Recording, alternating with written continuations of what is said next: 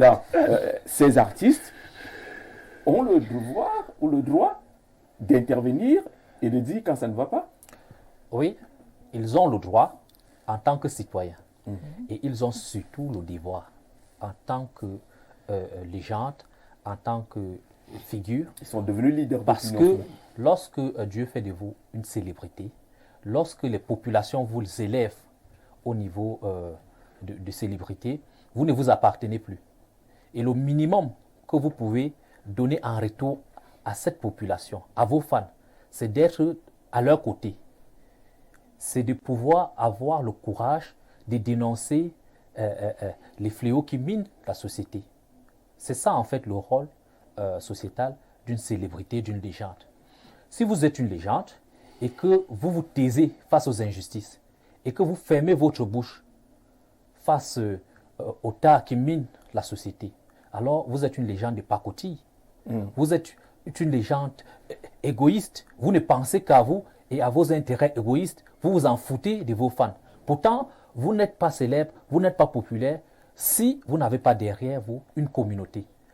Donc, je suis très content qu'aujourd'hui, de plus en plus, les artistes, les célébrités de notre pays se tournent du côté du peuple. Et ils le font. Pour préciser, il vous prête quelques secondes pour préciser que Samuel Eto'o a réitéré son soutien au chef de l'État. Oui. Ça n'a pas fait de souci, hein? Pas de chou gras du côté du RDPC. On Mais a dès que les artistes sortent, tout le monde monte pleurer. C'était juste pour ces précisions. Non, chacun est libre. Vous allez réagir. Et ça, c'est du deux poids, deux mesures qui justement caractérisent les militants du RDPC qui s'empressent de cataloguer, de taxer les citoyens pour leur point de vue. Moi, je pense que nous sommes dans une démocratie où on devait saluer la pluralité d'opinions. Les artistes, avant d'être artistes, sont camerounais. Et en tant que Camerounais, ils jouissent donc de cette liberté d'opinion, de ce droit à la parole et à l'expression. Et ils sont surtout contraints de soutenir, d'être du côté du peuple. Je suis très déçu que dans l'analyse... Ce ne sont pas les anges déchus? Non, écoutez, il faut dissocier les deux casquettes. En tant qu'artiste, votre manager peut vous pouvez gagner un cachet à travers votre manager pour aller prester dans une cérémonie. Ça, c'est professionnel. Mais après, si vous avez bien presté là-bas, ça veut dire que vous avez justifié la raison de votre invitation. Vous êtes professionnel. Mais après, vous êtes un citoyen. Et en tant que citoyen, vous n'allez pas déguiser les manquements d'une quelconque personne parce qu'il vous aurait invité jadis pour un événement. Ça serait être petit, c'est réducteur. Et je crois qu'on a cité là des légendes de la musique. Ce n'est pas parce que hier, ils animaient les meetings, ils chantaient à la gloire de ceux qui sont aux affaires aujourd'hui, qui n'ont plus le droit de dire que, attendez, il y a quand même quelque chose qui manque, ça ne va pas. Justement, bien évidemment. Et même, nous avons vu des gens quitter de l'opposition pour aller au RDPC, nous avons vu des gens quitter du RDPC pour l'opposition. On peut, avec le temps, avec l'expérience, changer d'avis, changer d'opinion. Ça arrive, c'est la vie. Ça à nous tous ici, on a quand même expérimenté ça au moins une fois. Ils pouvaient être d'un camp hier. Si aujourd'hui ils pensent qu'ils se sont trompés et qu'en réalité le combat serait ailleurs, alors je suis trompé. Moi je pense que dans notre pays, on a un sérieux problème. On pense que certains ont le droit à la parole et pas d'autres. Et on pense que les artistes devraient s'occuper de la musique et des religieux devaient s'occuper de la religion. Moi, je vais vous rappeler que Martin Luther King était un pasteur, Malcolm X était un imam, et que vous avez cité le cas Andry Rajoelina, qui a été président de Madagascar en 2019 lorsqu'il avait 34 ans. C'était un disjockey. Donc, les artistes ont le droit aussi de dire ce qu'ils pensent. Pourquoi ils ne doivent pas le faire? Et lorsqu'ils le disent, moi j'aimerais qu'on juge plutôt la pertinence de leur sortie et qu'on arrête de dire que hier ils étaient avec X, aujourd'hui c'est parce qu'ils ont été chassés. Et tout ce que ces personnes revendiquent sont en réalité des faits que nous voyons. Parce que quand on coupe la lumière, quand on coupe l'eau, on coupe aussi chez Lady Ponce. Lorsque la ville de Yaoundé est bloquée de circulation parce qu'un membre de la famille présidentielle doit se balader, on ne va pas permettre à la voiture du petit pays de circuler. Donc nous tous, nous subissons ces mots. Et ceux des artistes qui ont le courage de dénoncer, sachant qu'en le faisant, ils vont perdre quelques leur chanson perdièmes. de gombo. Ils Vous vont perdre quelques comprenez que gombo. c'est des personnes qu'il faut en réalité saluer, encourager. Et même si c'est le buzz, je pense que c'est le buzz constructif et non le buzz de la débauche, parce que en même temps, à côté de ces artistes, on a plein d'autres influenceurs qui ne s'expriment jamais sur des sujets d'intérêt général, qui ne prennent jamais de position, qui n'ont pas ce courage. Pourtant, à côté de ces artistes, vous devez citer par exemple des personnes comme Malox, qui sont des rares artistes qui sont sortis, Malox particulièrement, lorsque il y a eu la controverse sur les pratiques homosexuelles. Il est sorti de chuter pour dire... C'est pas Malox, pour dire... vous comprenez que parce que c'est du Malox. Voilà, il a été toujours ici. Voilà. Mais on donc, en fait, il était sorti...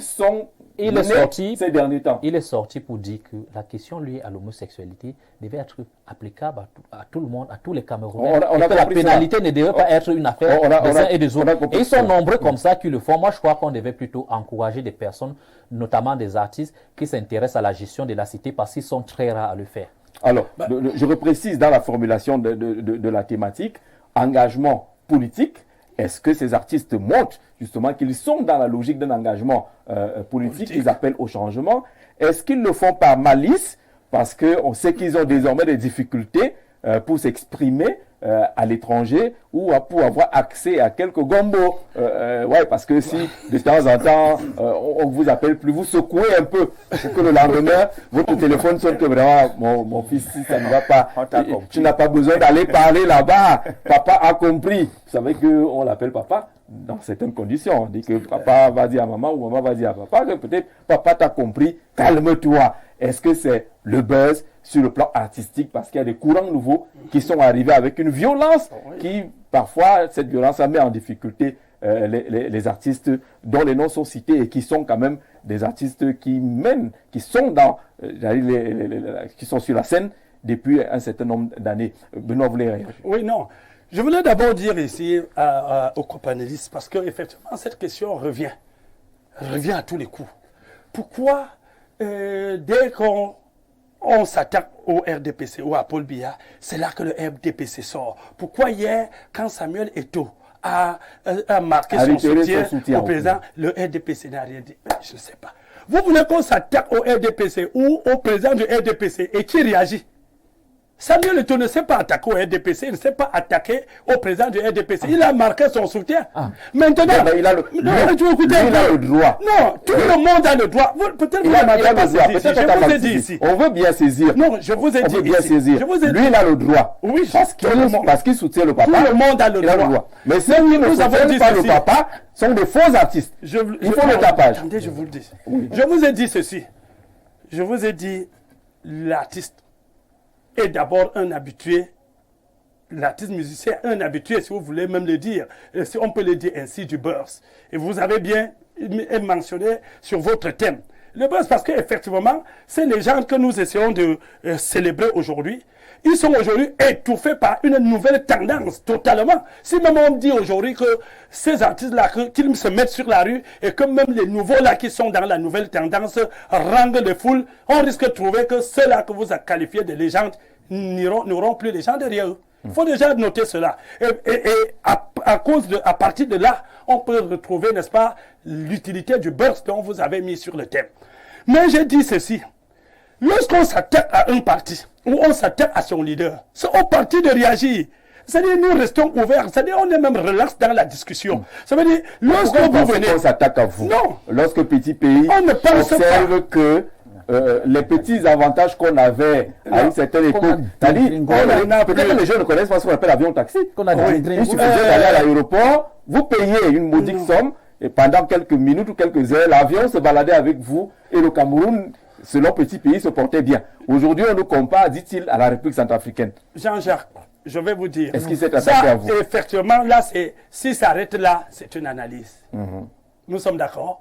Que ce soit même Monseigneur dont vous avez parlé là, encourager les gens à aller... Oui. Vous connaissez son nom. C'est une autorité. C'est une autorité religieuse. C'est un archevêque. Pour qu'il soit nommé là, on demande l'avis du papa. Voilà. N'est-ce pas? Donc, vous ne faites pas comme si vous le connaissez. Non. Voilà. Alors, pour vous dire que, même lui, dans sa sortie, s'il reste encouragé, que allez-y, il s'arrête au niveau de la gouvernance démocratique, c'est-à-dire la transparence, qu'on participe au vote, je crois que tout le monde applaudirait. Mais taxer un candidat, venez commenter sur l'âge d'un candidat, ça c'est s'attaquer à notre candidat du RDPC. C'est donc notre réaction est légitime, c'est tout. Il ne s'est pas attaqué à un candidat de l'opposition et vous nous demandez pourquoi nous réagissons. S'il s'attaque au candidat de l'opposition, c'est à l'opposition de réagir, ça ne nous regarde pas. Mais quand vous vous attaquez à notre candidat, tout de suite, nous pouvons réagir et nous pouvons aussi vous faire une réplique. Alors, il répond à la question de RFI sur les appels à candidature concernant votre candidat. Il trouve que c'est irréaliste. Parce que, est-ce que c'est réaliste fondamentalement? Est-ce que c'est réaliste fondamentalement d'appeler à ce que votre papa de 92 ans soit encore candidat? Alors que lui, il s'agenouille devant... Ce n'est pas la même chose. Non, on n'est pas dans le même cadre. Je vais vous dire. Le pape peut être sous... Parce que c'est ça la référence sur RDPC. Non, il faut qu'on commence d'abord là, parce que lui connaît trop. Et qu'il s'intéresse d'abord au pape qui est sur le fauteuil roulant. Lui-même, il n'est pas jeune. Qui parle du Cameroun. Il n'est pas jeune. D'accord. C'est pas la même. Non, il n'est pas, on n'est pas au Cameroun. Vous savez, j'y reviens. Il n'a jamais été candidat. Écoutez un peu. Vous savez que le Vatican, c'est une... Ça devient intéressant, on va vous écouter. C'est une république. À tel enseigne que les archevêques comme ça sont comme des ministres du Vatican. Les qui élisent le pape. Non, attendez. Mais jusqu'au bout de la fin, ça devient compliqué. Attendez. Allons-y. Alors, donc, c'est comme une république également. Où eux, ils sont même des membres du gouvernement.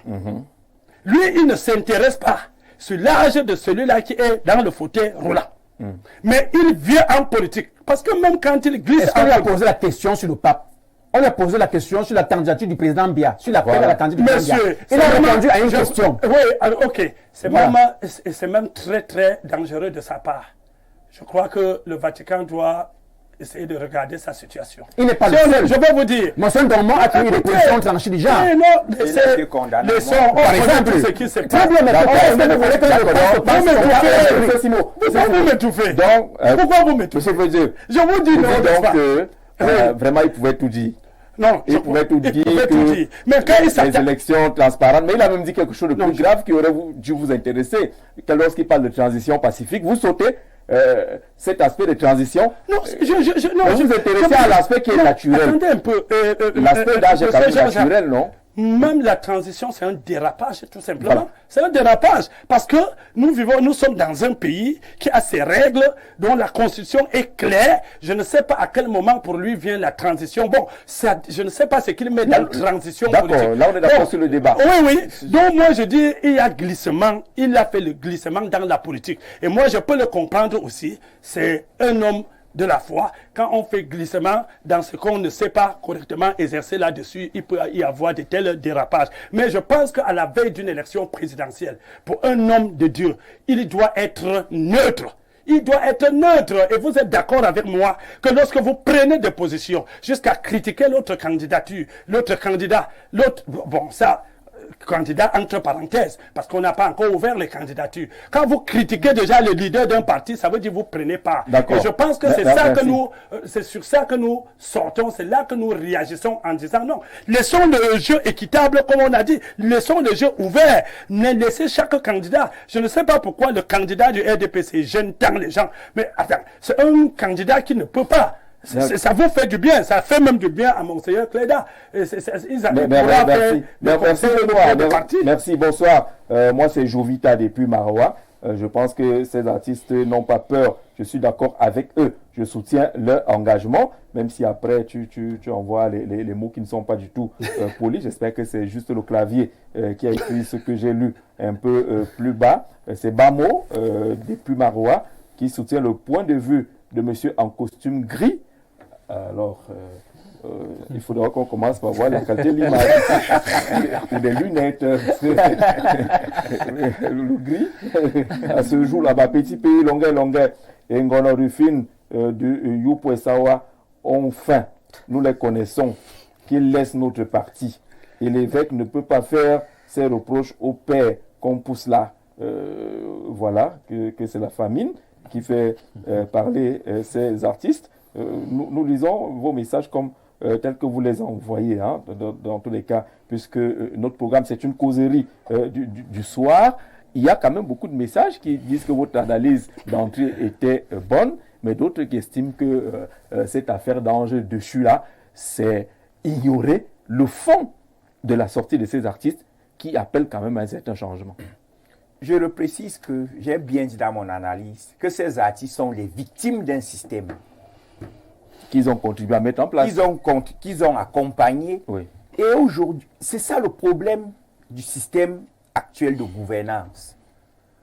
Il n'y a pas une traçabilité sur comment on accède à la prospérité. Ce qu'on connaît, c'est que si vous dites bonjour à quelqu'un tous les jours, il y a possibilité qu'il vous copte. Et l'autre va voir comment vous avez dit bonjour, il va se mettre à dire bonjour.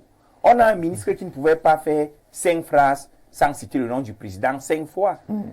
Et dont on sait pourtant avoir été un opposant farouche, qui aurait même participé à une tentative de putsch. Aujourd'hui, il faut une société ouverte. Car il ne faut pas distinguer les sociétés closes des sociétés ouvertes. Si le Cameroun était une société ouverte, où on peut s'exprimer librement sans avoir peur, comme l'avait dit un chef d'État, vous avez la liberté d'expression, mais la liberté après l'expression n'est pas garantie. C'est ce qui fait donc que aujourd'hui, ces artistes ont un problème. Est-ce que le coefficient de sincérité de leurs propos est intact? Qu'est-ce qui nous garantit que demain, une fois ils seront rétablis dans les bonnes grâces du système prébandier, ils ne vont pas encore faire de volte-face? Pourtant, on a eu des artistes tels que Lapiro qui n'avaient jamais dérivé. Il était constant dans son engagement politique. Et c'est lui que moi je qualifie d'engagé politique. Là, on a des maîtres du buzz. Vous avez évoqué Malox. Tout le monde connaît la ligne de Malox. Ou Valsero. Ou des gars comme Valsero qui sont engagés. Voilà mais petit pays lui a chanté la politique aux politiciens, l'école aux écoliers. Il n'a jamais été un artiste engagé. Lady Ponce a souvent fait dans la musique du bas-ventre. Elle n'a jamais été une artiste engagée. Longuet, par contre, a commencé avec Ayo Africa comme un artiste engagé. Mais elle a compris que l'engagement ne paye pas les choses faciles. Alors il est devenu louangeur comme les autres et de temps en temps il glisse de gauche à droite. Je reviens en disant, on a besoin d'une société de liberté. On a besoin d'une société de transparence. Monseigneur Cléda, il n'a pas échappé à Monseigneur Cléda qu'en 2018, un pasteur était candidat à la présidentielle. Mais s'il veut déjà être candidat à l'élection, qu'il laisse la soutane. Mais pourquoi vous refusez à un berger de s'exprimer sur la situation Non, c'est l'inclinaison. Le berger, soit il est devant, soit il est au milieu, soit il est derrière, mais il conduit un peuple. Pourquoi vous ne voulez pas qu'il s'exprime? Le problème des bergers, c'est que le Cameroun n'est pas un État confessionnel. C'est une image. Nous sommes une république laïque. Le danger des bergers, c'est que d'autres bergers peuvent venir avec des voix dissonantes. On est d'accord. Il y a plus de 40 églises autorisées au Cameroun. Ça, c'est le christianisme même. À côté, il y a les bouddhistes, il y a les juifs, il y a les orthodoxes, il y a les musulmans. Imaginez donc que chaque berger ait son candidat.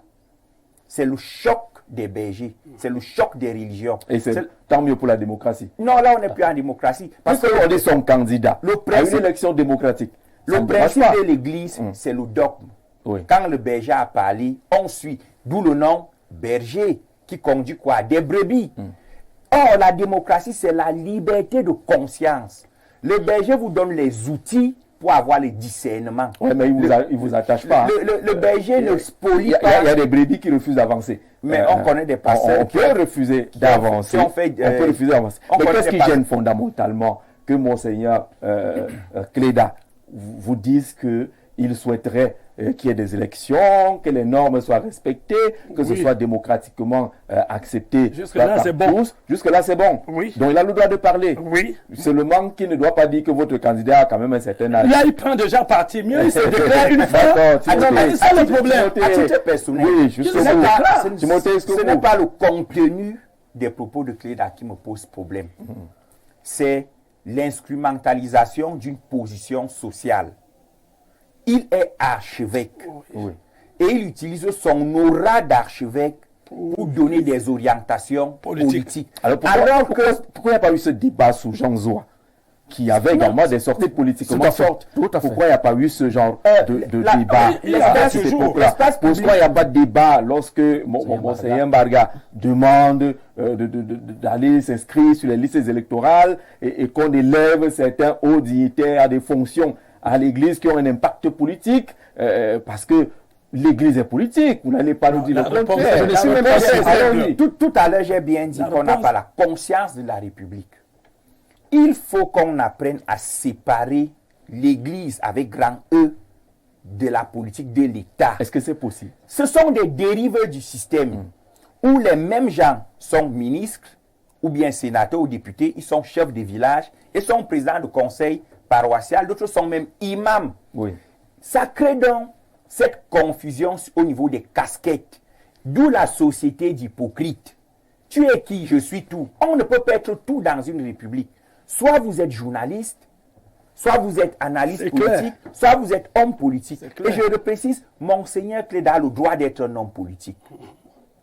Mais qu'il dise à ses oreilles lorsqu'il s'exprime que je ne vous oblige pas de voter X. Moi, en tant qu'homme politique, je ne voterai pas X. Lorsque vous le dites comme ça, celui qui vous aime parce que vous êtes un bon prédicateur à la messe va dire: mon prêtre aime Jean-Jacques Zé, mais il me permet d'aimer une autre personne. Est-ce que Monseigneur Cléda a demandé de voter un candidat particulier? Il a disqualifié un candidat. Ça veut dire voter tout le monde sauf lui. Benoît, est-ce que sur ce plateau, on a l'habitude d'aller à l'église? Oui. Vous savez comment l'église catholique, pour penser, la traite les personnes âgées? Oui. Hein? Oui. On ne les amène pas à faire les tâches difficiles. Oui. On les cajole, on les protège. Oui. Pourquoi est-ce que vous qui acceptez ces pratiques à l'église catholique, vous refusez aujourd'hui que Monseigneur Cléda dise que ce n'est pas normal que vous vouliez encore conduire une personne âgée à une responsabilité aussi forte que diriger un État? Vous-même, vous trouvez qu'il y a une contradiction. Parce que les tâches difficiles qu'on ne confie pas aux hommes âgés à l'église catholique, ce ne sont pas des tâches spirituelles, ce ne sont pas des tâches intellectuelles, ce sont des tâches physiques. Et on n'a pas demandé à un président, c'est pas physique. Non, attendez. Président, c'est pas physique. J'y arrive. Non, je veux qu'on continue. J'y arrive. Être président n'est pas physique. J'y arrive. On n'a pas demandé au président d'aller balayer l'église. Oui. Et parce qu'à l'église catholique, c'est généralement ces tâches-là qu'on ne confie pas aux vieillards. Ouais. On n'a pas demandé au président d'aller curer les caniveaux à la montée de l'église. C'est ça qu'on ne dit pas à l'église catholique. La preuve en est que l'église catholique dont nous faisons allusion, je vous l'ai mentionné tantôt, que la première personnalité de l'église catholique a 88 ans. Il est dans la chaise roulante. Ça ne le gêne pas. Il reste donc quoi il reste donc quoi du président qui ne fait rien de physique? Il vous reste quoi? Non. Je n'ai même jamais dit que le président ne fait rien de physique. J'ai essayé d'énumérer les tâches physiques qu'on protège à l'église. Mais le président... Le président de la République est un balayeur, non? Le président... Il a notre service. Il a notre service. Ce qui reste du président... Il doit construire, il doit les visiter, il doit aller sur le chantier. Le président de la République est une institution. Et quand on dit qu'on est une institution, ça veut dire que lorsque nous sommes sur cette table, j'ai eu un devoir de coordination générale. Ça, à travers vous remplissez la tâche que je remplis. À travers X, il remplit. Ça veut dire ces démembrements-là, ces ministères sectoriels-là font le travail d'une personne, d'une institution. Maintenant, l'institution qui est Paul Biya, je l'ai dit, il faut même avoir ces capacités, non seulement intellectuelles, spirituelles, capacités même d'hommes rassemblés. Et je pense que ici dans ce pays, on néglige un certain nombre de choses. Nous sommes en train de critiquer la sortie d'un prélat. Nous ne critiquons pas parce qu'il a demandé... Moi, je critique une partie. Oui. Moi, je critique une partie. Moi, je trouve qu'il est allé trop loin. En tant que homme qui bénéficie, n'est-ce pas, qui bénéficie d'un certain aura par rapport à une autre fonction. Et il devait le faire. Et je sors quand même en disant que je n'ai jamais suivi M. Mbarga critiquer la candidature d'un membre de l'opposition quelconque. Je n'ai jamais. Je le suis toujours encourager les gens à aller s'inscrire et aller voter. D'accord. Et moi, je crois que si quelqu'un a une influence à porter, on pourrait aller à ce niveau. Les artistes également, quant à eux, nous avons dit, ils sont même libres de choisir un candidat et de faire ses louanges. Merci, monsieur.